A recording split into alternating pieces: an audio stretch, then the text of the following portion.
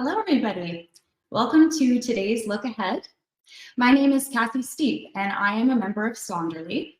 For those that do not know, Saunderly is an e-learning platform. Together, we develop training and online courses for educators and professionals wishing to learn a little bit more about autism and mental health. Today's presentation will go until about 1 p.m. When Madison joins us, we ask that you save any questions that you have for her until the end. We will answer as many questions as time allows for.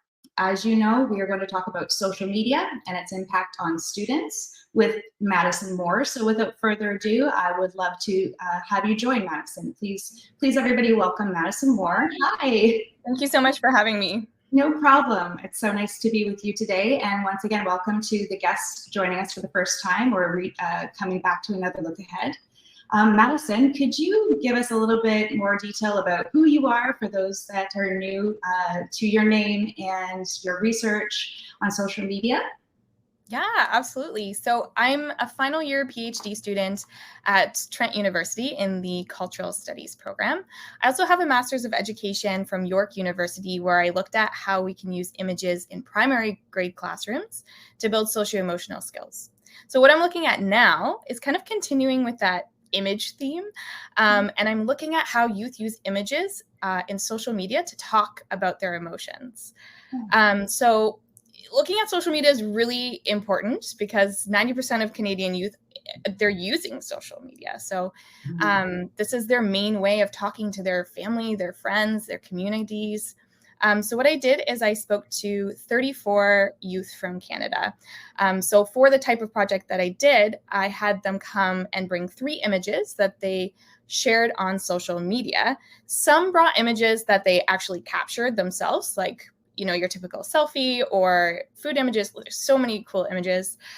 Some brought shared images. So images that they saw online that they were really interested in, and then they shared that either on Instagram, TikTok, Facebook.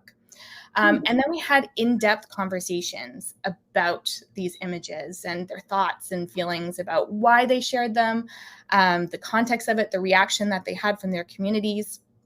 So these 34 youth spent about 90 minutes with me, deeply discussing their images. Now, what I also did was I showed them 6 images, which I will show you in a minute. But what I did was I chose 6 of the most widely shared images on Instagram in 2020.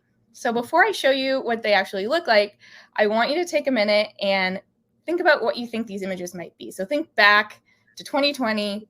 What do you think the most common images were in terms of being shared on Instagram? I'll bring that up for you in a second.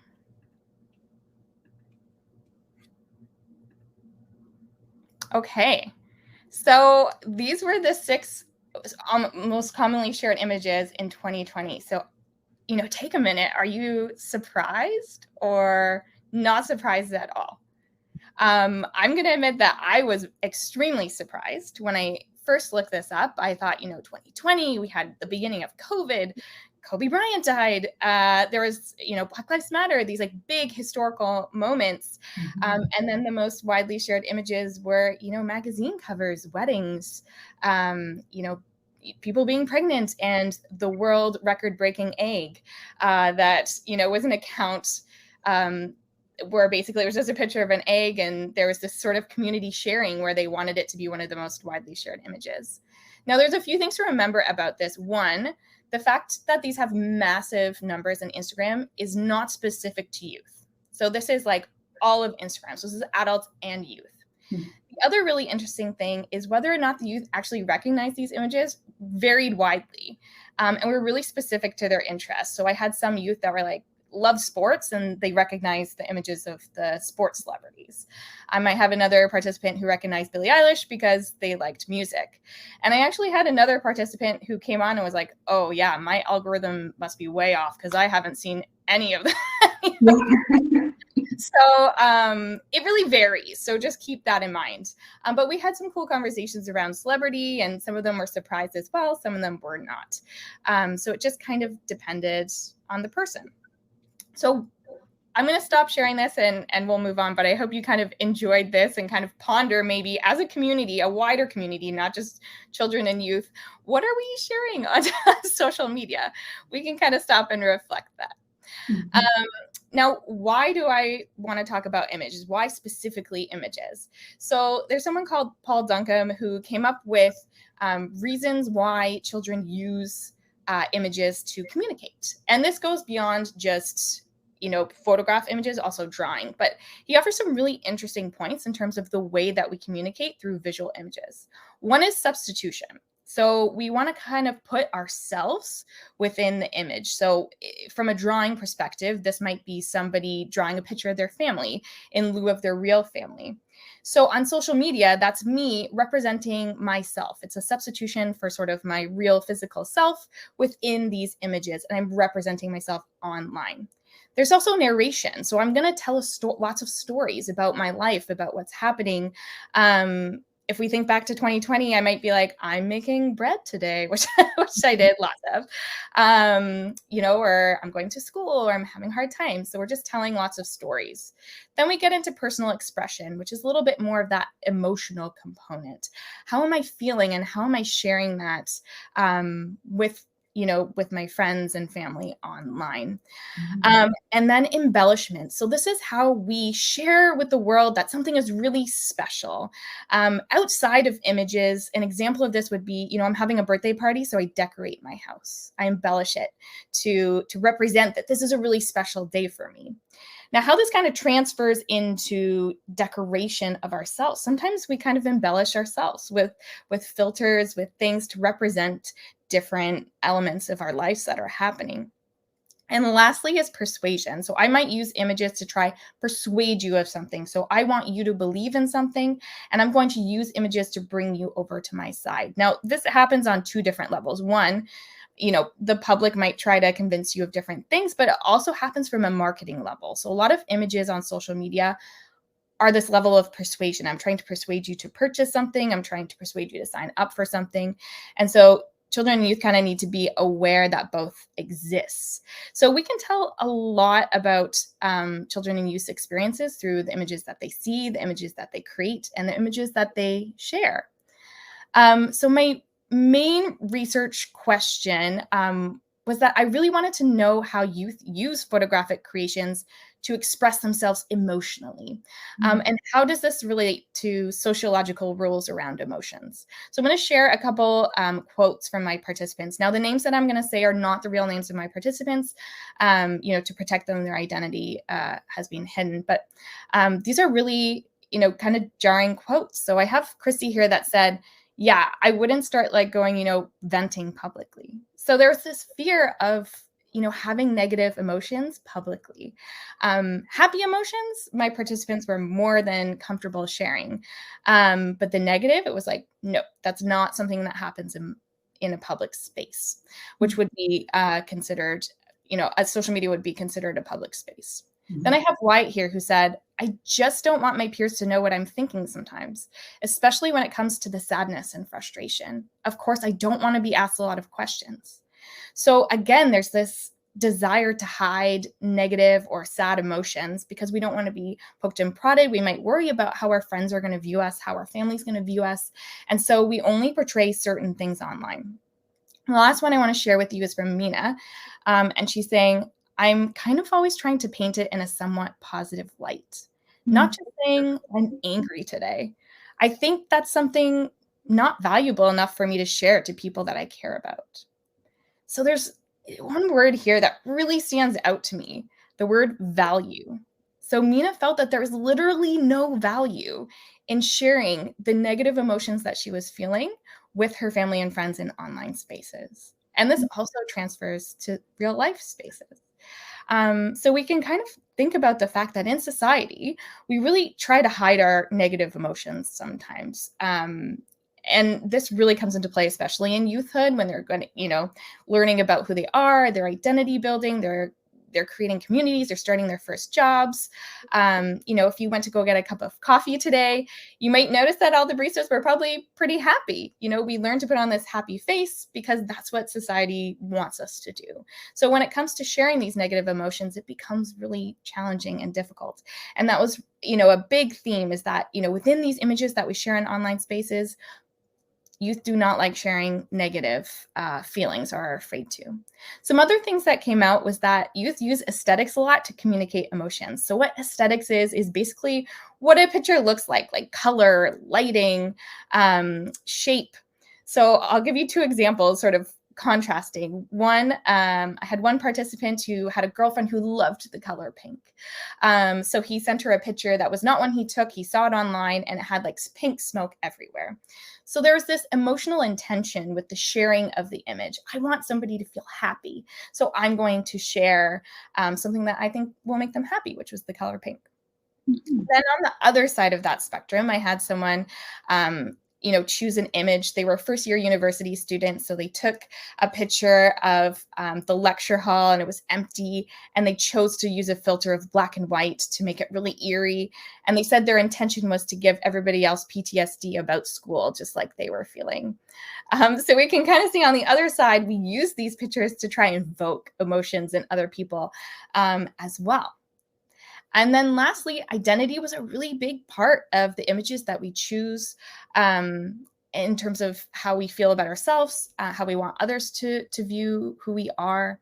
So I had some youth who actually had multiple accounts. So for example, on Instagram, they would have one account just for their family to see, and then they would have another account for their friends. And then they would choose aesthetics or images that would really relate to the way they want to be seen in those specific groups. So they want their family to see them one way, they want their friends to see them another, and then they would choose to curate their images in a specific way so that it matches how they want to be seen. Now, you might think, oh my goodness, like youth have multiple accounts, but if you think about us as adults and who we are sort of just out in the quote unquote real world, I present myself a certain way, even in this meeting, because it's work, I wear certain clothes, I put my hair a certain way.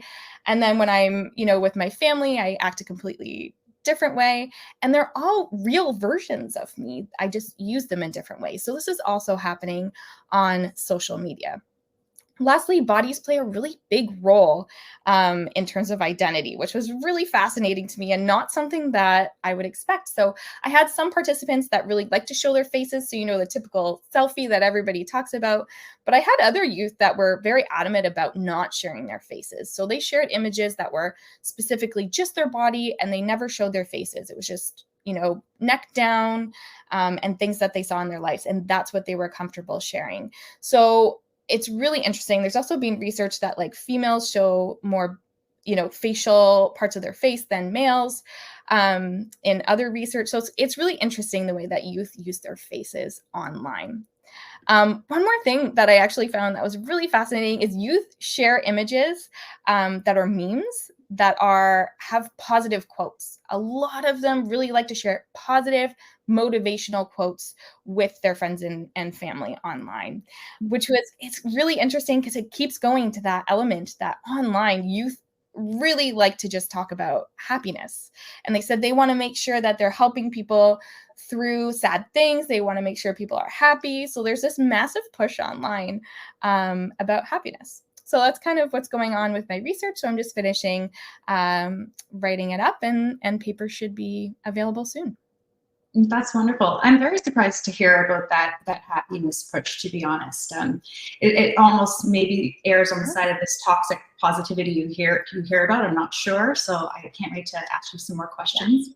But with regards to sort of the ill effects or the problems associated with social media, some people feel that restriction of social media will solve that problem. So what do you say, yes or no, when it comes to that take? I definitely say don't restrict. Would definitely be kind of where I land with that. on my own self. So I know that's kind of like a hot topic, especially in the school system. So I know Ontario has had sort of a no cell phone policy, I think since 2019. I know Quebec just put it in. So I know there's been some statements lately that are like, no, don't put it in schools. And that actually can be problematic in my opinion. And I'll tell you why. Okay. So on the other side, it's okay to have boundaries. So before I get into why I think this, it is okay to have boundaries in a classroom in terms of when cell phones are being used or not used and how they're being used. So in society, if I think about just general society, again, I'm in this work meeting. I'm not going to be speaking to you all and looking at my phone at the same time. I know that that's not the time to be looking at my phone. So it's okay to instill those kinds of boundaries and ideas within a classroom. Like, I'm a teacher, I'm lecturing now. We're not using cell phones, okay? But a complete ban doesn't really work. A, because it's really difficult to implement, very difficult to implement technically. And B, it's also social media is so entangled in our lives that, this is how youth talk to each other. This is how they do everything. So again, kind of going back to the boundaries thing, it's okay. There's actually this really interesting book by Nicholas Carr called What the Internet is Doing to Our Brain. It takes a rather negative tone to the internet, which I don't necessarily agree with, but he does talk about something called the cognitive load. So this is when, if I teach at university. So if I have a student who's listening to my lecture, they're also on Facebook, they're also doing things, their brain physically cannot handle all of that information at one time because they're trying to do too many different things. No. So this goes for everything. So cognitively, it is appropriate to make sure that we're focusing on one thing at a time. But there are also ways that we can be inclusive of social media. Sort of online. And I'd also like to bring up the fact that children are rights-bearing citizens and have the right to a digital life. So many of you who are listening in might not know that. You might not know that children actually have rights, and a lot of children actually don't know that they have rights. So this comes from the United Nations Conventions on the Rights of the Child. And Canada ratified this agreement in 1991. So Canada has bought into what I'm going to call the UNCRC. And it was created in 1989. And within this, they created 54 articles. So these articles are the rights that children have. So I'm not going to list all of them off. I'm not sure that I could off the top of my head. But some really important ones are, they have the right to privacy. They have the right to life. They have the right to education and play. They have the right to a voice. So children, and especially in Canada, because we've ratified this agreement, we're supposed to uphold these rights as a country, as adults, being allies in the lives of children and youth. So how does this connect to the internet? Well, because this was created in, the early 90s, there was technically no specific right for digital life.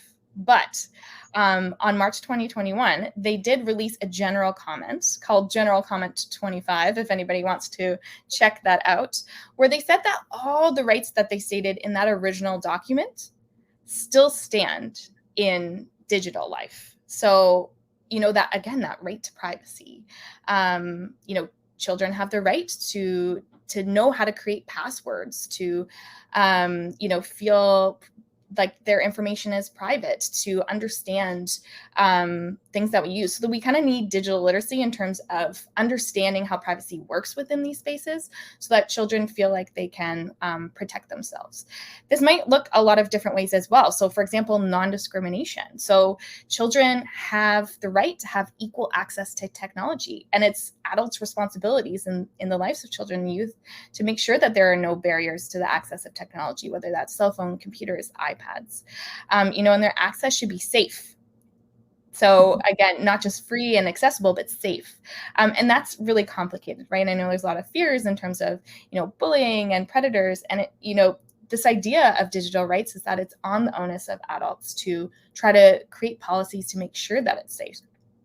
So things like discriminatory comments online, those are things, there should be a protocol in place. They should be taken down, or things should be screened. Things like that should be a part of adults' responsibility. This also goes into disabilities as well. So no matter, how your body works, you should have access to digital technologies. So a really cool example is actually someone called Stuart Duncan, and you can look this up. He does an amazing TED Talk, and he created something called Opcraft. So I know if there's teachers of kind of like grade 5 to, I don't know, 9 or 10 listening, you have definitely heard of Minecraft, and you might have even used it in your classroom. Now, I would consider this part of social media because there's the ability to talk to other people worldwide within the comments. But within Minecraft as well, if you haven't heard of it, it's kind of this digital world where you can build things and build lives and talk to other people, and you try to survive in this world. But what Stuart was finding was this space was not necessarily inclusive of everyone. There's a lot of bullies within this space. It could be difficult for especially children with autism, because they, the way that they communicate, and then this bullying comes on, it wasn't working. So he created a separate server called Opcraft specifically for children with autism. And he monitors it, and groups of adults monitor it. So we can see here how the adults are in charge of making sure this space is safe for them. And so he monitored it for bullying. He provided support. He gave people like special swords if they were doing really positive things within the space.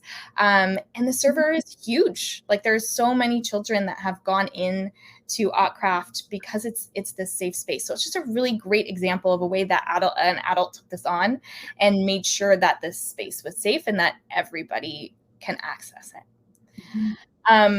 So again, kind of going back to some of these issues that we see online, like harassment, aggression, those kinds of things, we want to make sure that we're not taking the approach of saying, hey, these things exist online, so you're not able to access, social media at all. Let's just remove it completely. That's not, supporting the rights of children and youth.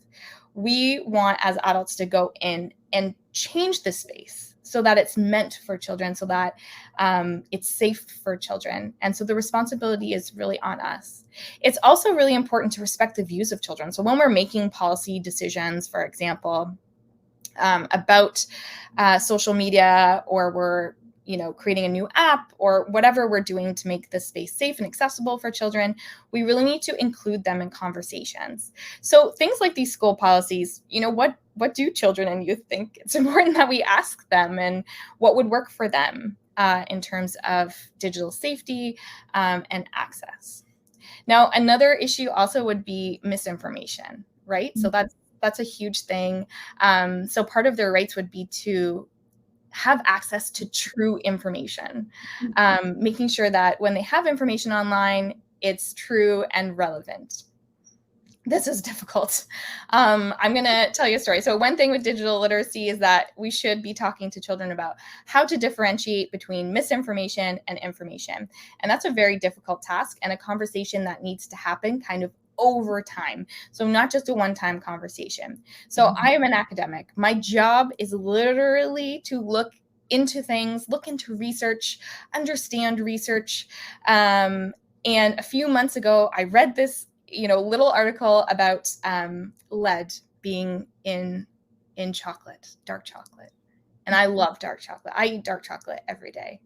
So of course, because it was personal, I was like, oh my goodness, I need to go to my doctor. I need to get heavy metal, testing, because what if I have lead poisoning from all this chocolate that I eat? And so I went, and I brought the article, and she's like, this article is like using fear-mongering tones. It has no counter argument in terms of chocolate being positive in so many ways. She's like, this is a terrible article. And I was embarrassed for a second, because I'm like, this is literally what I do. So you can see how with children and youth, when we're trying to teach them about differentiating, critical thinking, and differentiating between information and misinformation, this is a conversation that needs to happen continuously. Mm-hmm. Is what we're reading true? Is what we're reading appropriate? Are those images of happiness the only, a true representation of life? We need to constantly be teaching youth that to question what we see, to question what we read, so that we can understand the most accurate information. They also have freedom of association. So it's they have the right to this community. So again, kind of going back to your original question, Cassie, taking it away is technically kind of taking away their rights a little bit, because they have the freedom to associate with their friends online. So kind of my overall answer to your question there is that, it's actually important that we support youth, but we do that appropriately through digital literacy. Yeah, that's right. So as I'm gathering, we don't want to restrict as best we can. It's really important to keep the rights of the student. And you mentioned digital literacy skills. You expanded on that a little bit. If you have anything more on, teaching digital literacy skills or expanding on it, please go ahead. Otherwise, I wanted to ask about resiliency skills, because educators have noticed that resiliency skills and social-emotional skills in the classroom have been lacking and leading to some challenging moments. So does social media impact that across the lifespan in any way? Yes. Okay. So I think your first question was about digital literacy skills. Yeah. If you have any more on that, let us know. Yeah, so I know I've kind of mentioned it a few times as I'm chatting away about my thoughts on social media. But basically what digital literacy is being able to effectively navigate digital technologies and online spaces. So am I able to do this, in a good way? And I think a lot of the times the assumption is that youth are very good at this. They've been born into technology. They totally know how to navigate everything. They're good. And research, not my own, has actually shown that they don't always. They know that they want privacy online, but they don't necessarily know how to go about getting it. We know that bullying exists online, but we don't really know how to get help. So we actually could do a lot more to support children and youth in terms of digital literacy and knowing how to navigate these spaces effectively. So this might look a few different ways if we're looking at digital literacy as a whole. So one is how do I use technology at all? So going back to that idea that everybody deserves access to technology, some children might not know how to use, specific devices, where other children might have been using it for a long time and they're very, very comfortable. So if we're bringing digital literacy into classrooms, that needs to be kind of part of the lesson. How do I use an iPad from the get-go? How do I use a computer from the start? Another thing to talk about is internet safety. So what are the potential risks to me when I use these spaces? So again, kind of going back to some things we might see, like the bullying, the misinformation. What do I do to protect myself? So we can have these conversations, making sure that I'm comfortable with the sites that I'm using. How do I create passwords? How do I report when I think someone has stolen my images? So these are things that you need to learn over time, and teachers and adults can do a lot to support children and learning about that. We also have to critically think. So going back to that, information versus misinformation. When we're looking online, so whether that's Instagram, Facebook, whatever application we're on, even if we include YouTube in this, right? So YouTube is technically a social media as well, because people from all over the world can post videos and we can comment and share online. So if we're looking at this, it's affecting the way that I understand reality. So with my own research, we saw that youth only wanted to post happy images for the most part. It was very rare that they felt like they should post sad images. So if all I am seeing is pictures of happy images, then my understanding of reality is going to shift. It's going to believe that this is real, unless I have the skills to break that down. So that's called cultivation theory. It's this idea that what I see changes my understanding of the world. So if we have that digital literacy where we're speaking about the fact that, I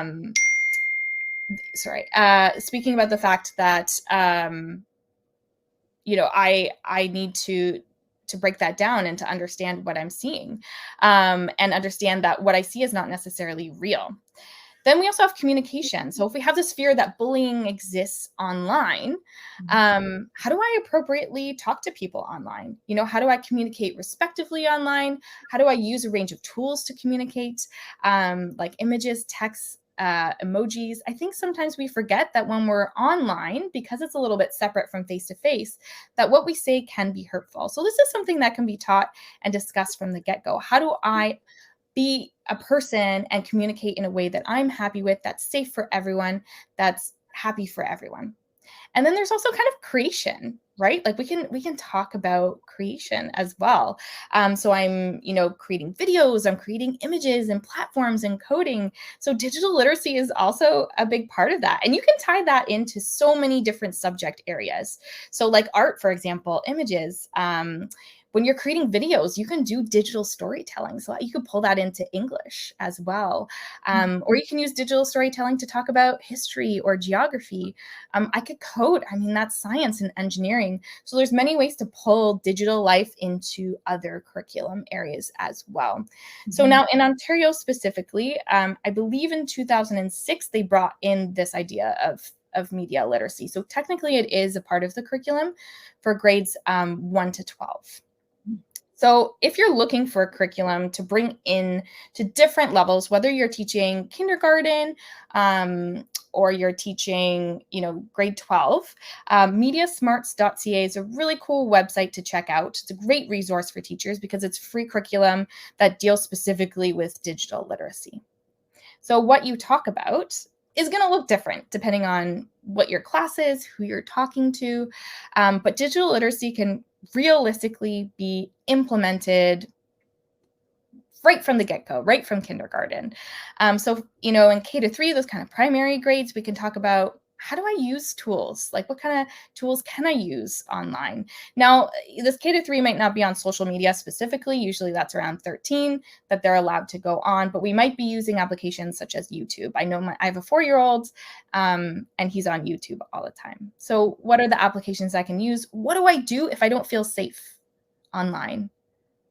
That's a conversation we can have early. What if I see something that I'm not comfortable with? Who do I talk to and how do I approach that? And you can discuss that content online, right? Like the videos. So I'll give you an example. My son was watching a video where the floor turned into lava, which is really cool. If you're teaching primary now, you probably know all about floor as lava. But for him watching it as a 4-year-old, floors can totally turn into lava. And you have to have that conversation with them. It's like, no, actually, that's a digital effect. People are telling stories online and creating videos, and they're using technology to create a floor that looks like that so they can imagine a story that they want to tell you. And so this is starting those ideas that, not everything we see online is real. It's kind of about communication and narration and that storytelling.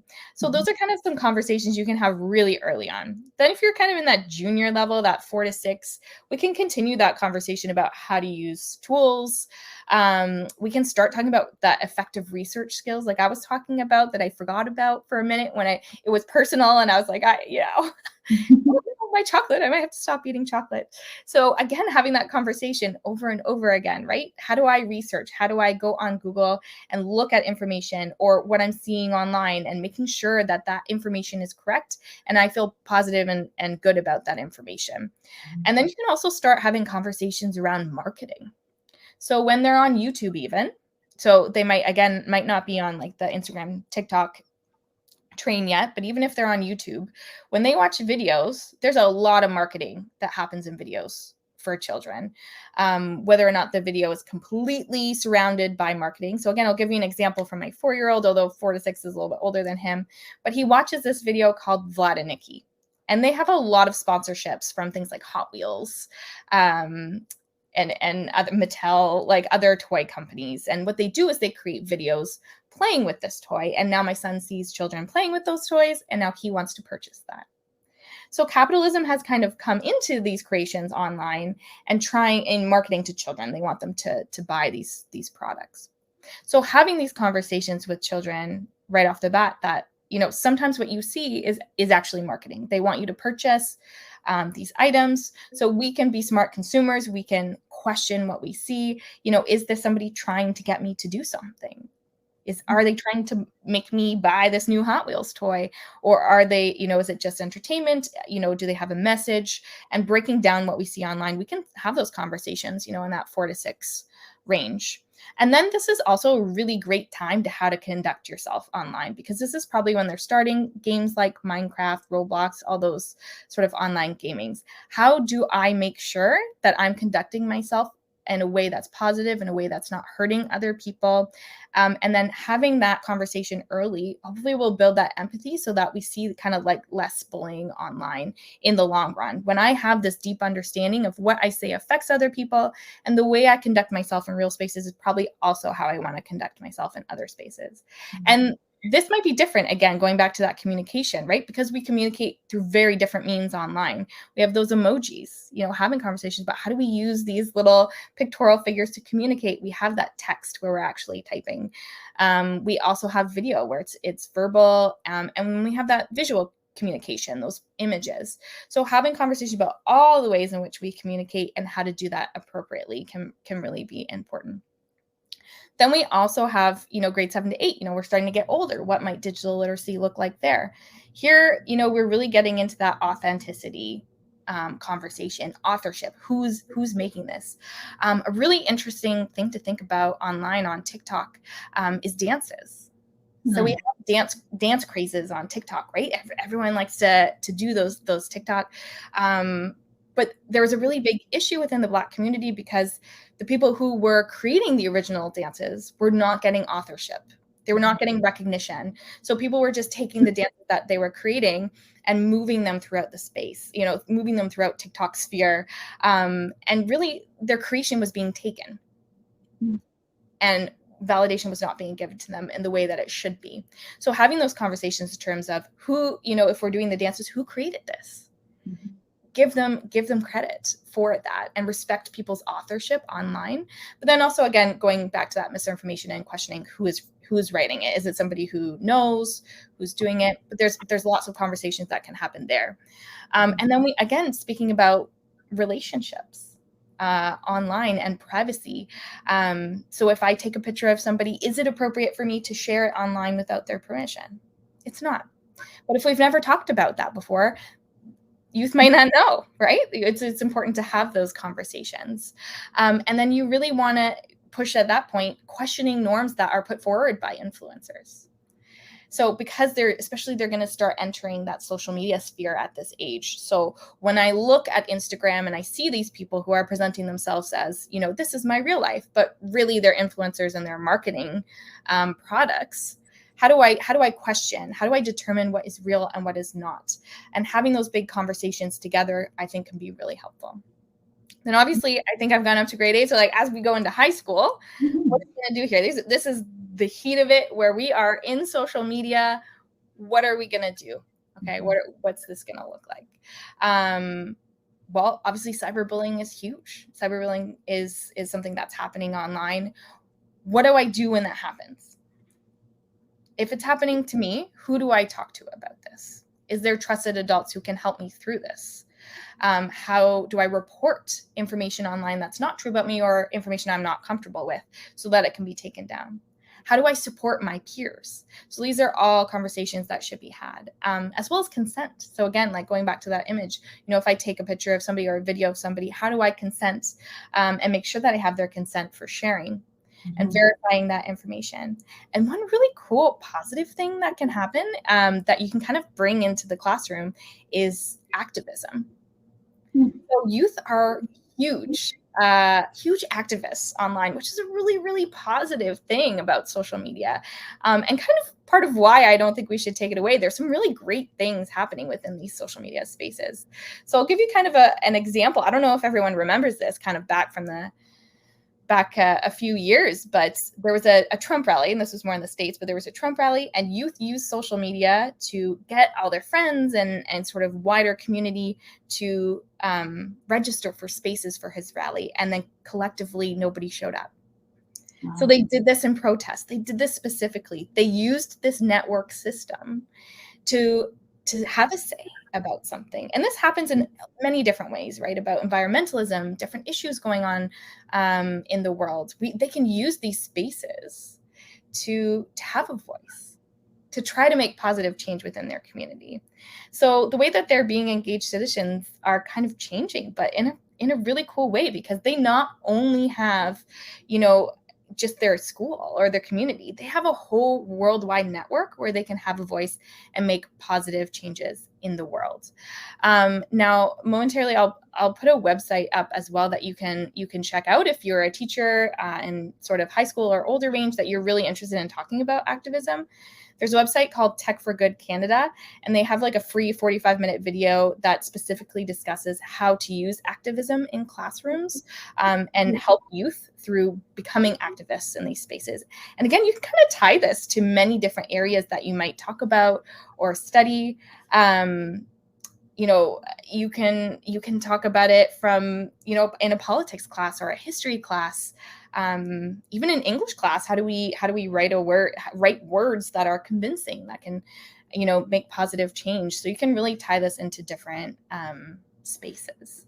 Mm-hmm. I think before I move on, Cassie, did you ask me about emotional literacy? Yeah, so thank you for expanding that much on digital literacy skills and for the resources. I'll have to check it out for myself. Do they have anything on how to remember your passwords? Because I think that's need to increase those skills. But yeah, so I wanted to know a little bit more about, social emotional skills and how social media can influence that and resiliency skills. Yeah, absolutely. So socio-emotional skills are really essential. And this kind of ties into my master's project. So I'll talk about that a little bit.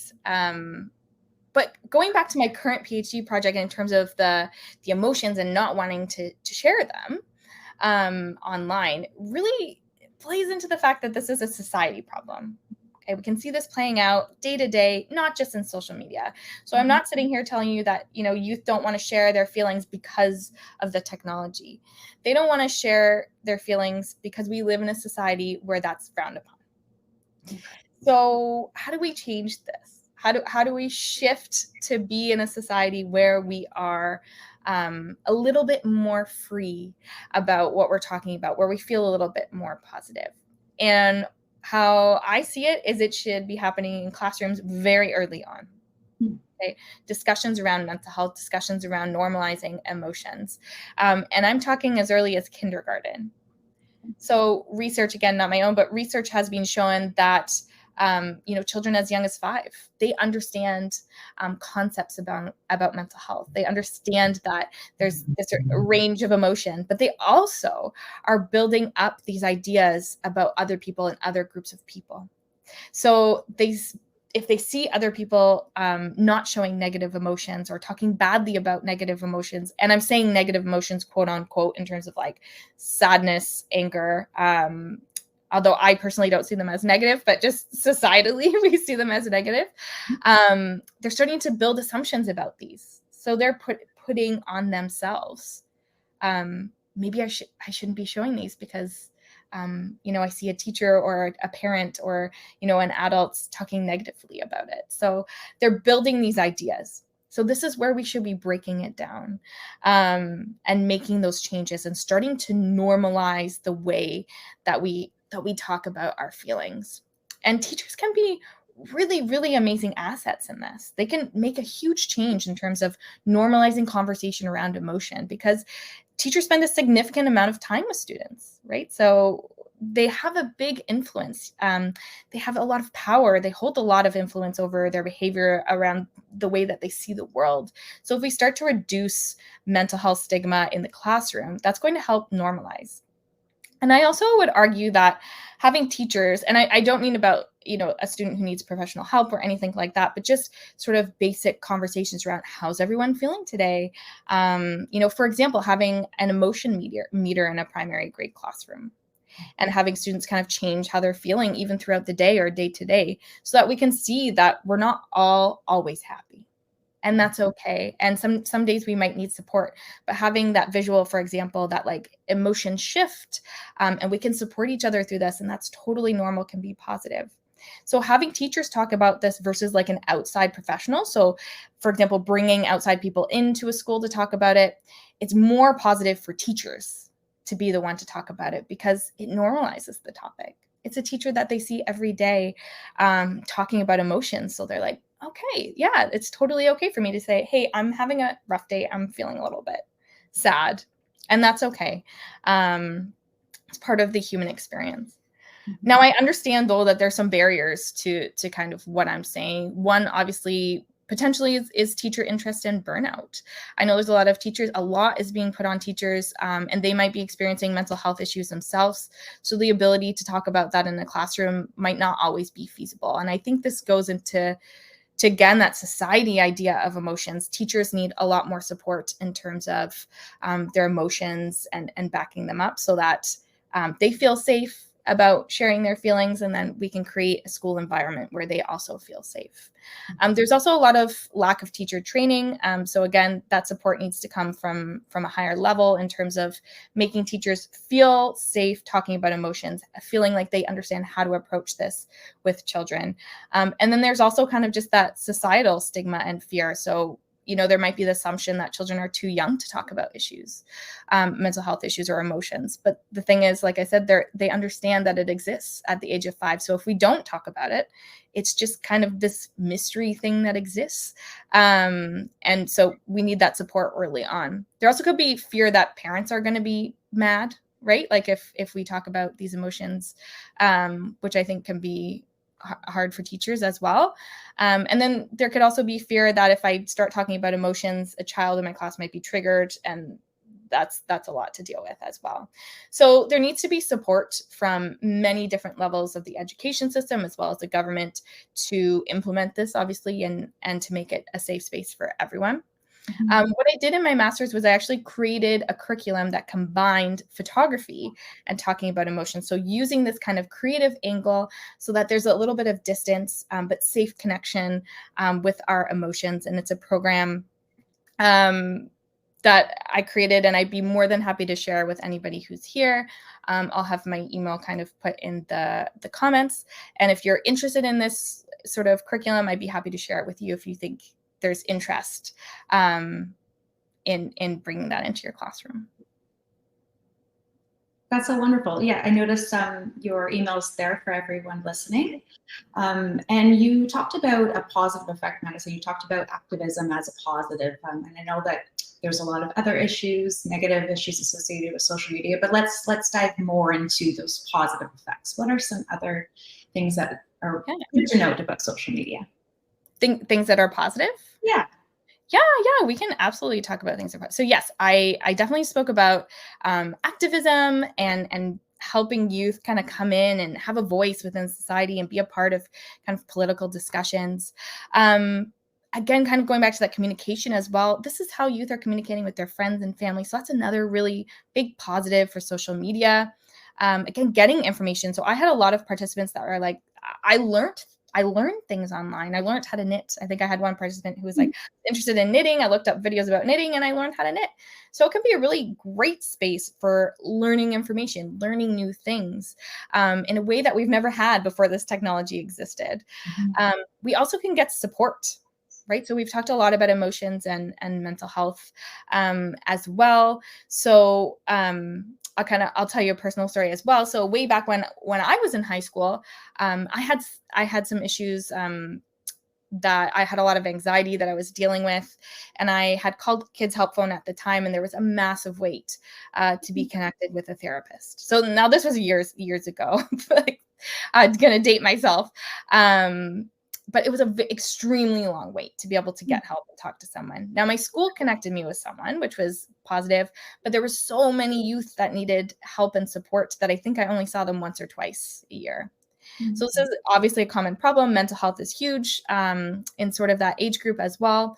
But one cool thing that's kind of progressed with technology and social media is that Kids Help Phone now has a text, the ability to text.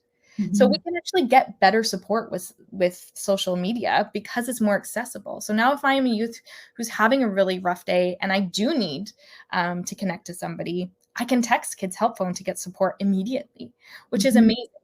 But going back to that digital literacy, I have to know it exists. If I don't know that that's something that I can do to help myself when I'm having negative emotions, I'm not going to do it. So that's why we need to make sure that they know that these options exist for getting help.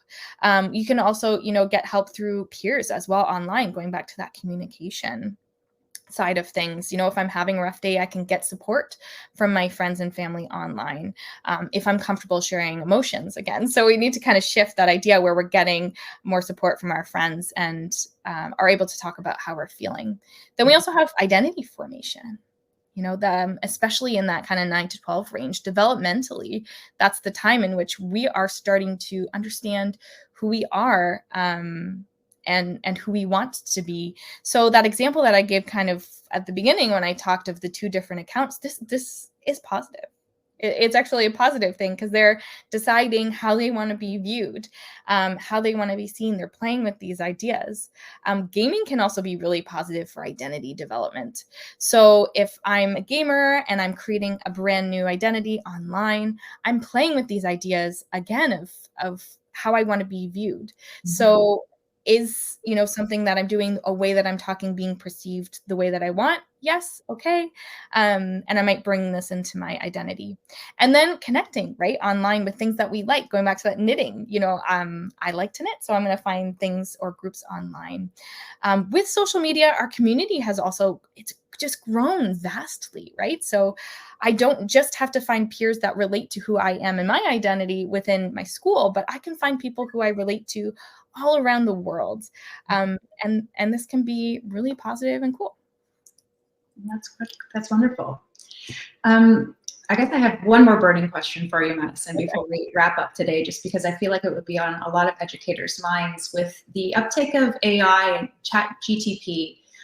What's your personal opinion on, or your stance, I should say, on how it will impact education?